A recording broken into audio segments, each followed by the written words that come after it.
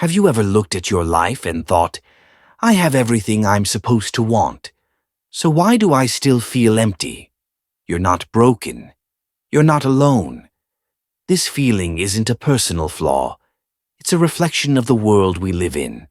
Today, let's talk about the silent emptiness hiding beneath modern life and what we can do about it.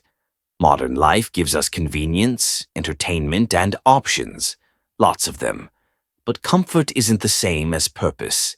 Endless scrolling, binge-watching, buying things we don't need. They fill our time, but not our soul. Meaning doesn't come from what we consume. It comes from what we contribute. We move quickly, talk quickly, scroll quickly.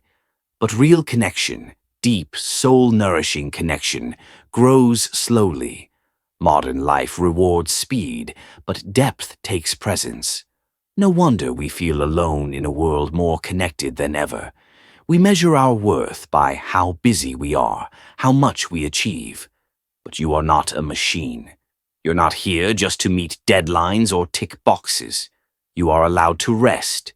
You are allowed to simply be, without having to prove. There's always noise, music, podcasts, notifications. But silence is where we meet ourselves. Modern life makes silence feel awkward, but in silence we ask the real questions. Who am I becoming? What actually matters to me? Feeling empty isn't the end. It's a beginning. It's your soul trying to get your attention. It's a whisper that says, there's more. Go deeper. And maybe, just maybe, emptiness is the space where something real can finally grow. So what now? Start small. Protect moments of silence. Have slower conversations. Ask yourself not what the world wants from you, but what your soul longs for.